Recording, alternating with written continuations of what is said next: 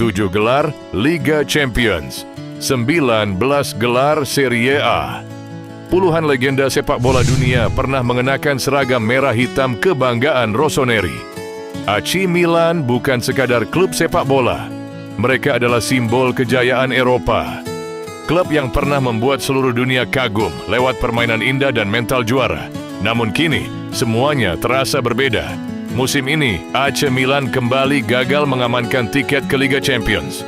Bagi klub yang telah mengoleksi 7 trofi Liga Champions, kegagalan seperti ini tentu menjadi pukulan yang sangat menyakitkan.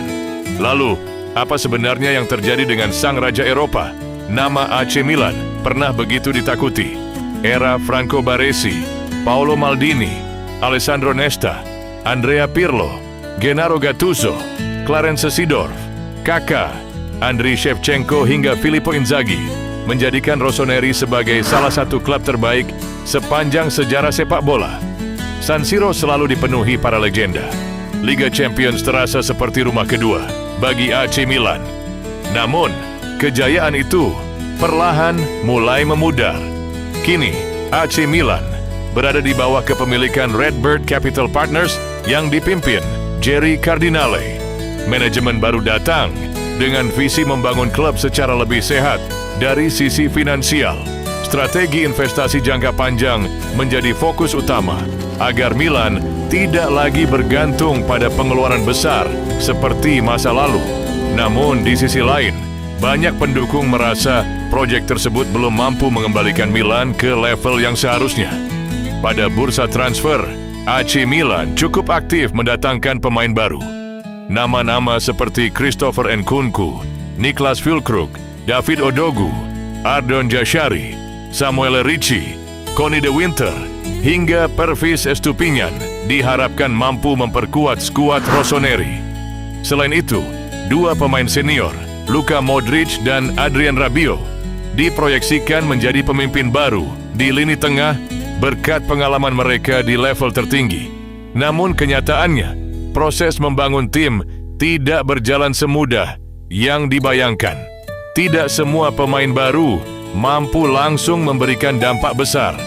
Sebagian masih beradaptasi, sementara performa tim secara keseluruhan belum menunjukkan peningkatan yang konsisten.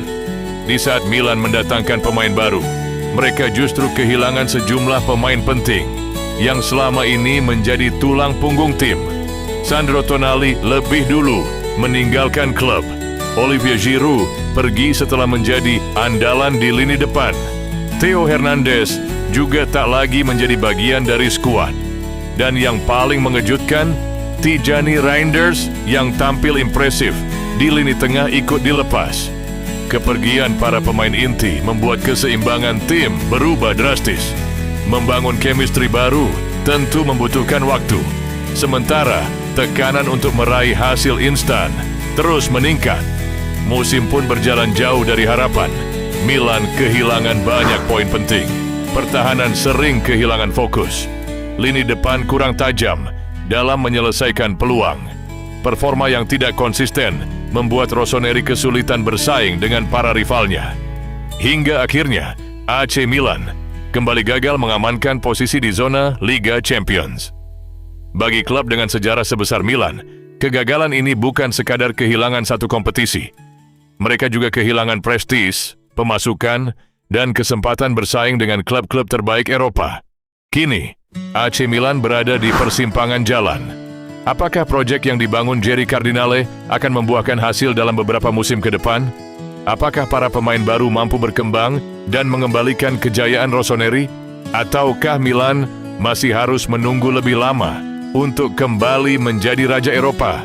Satu hal yang pasti, sejarah tidak pernah bisa dihapus. 7 trofi Liga Champions akan selalu menjadi kebanggaan Rossoneri.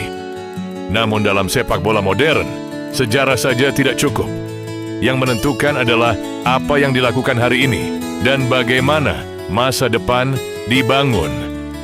Kini, harapan jutaan Milanisti hanya satu, melihat AC Milan kembali berdiri di puncak sepak bola Italia dan Eropa. Kalau menurut kalian, apa penyebab utama AC Milan kembali gagal bersaing?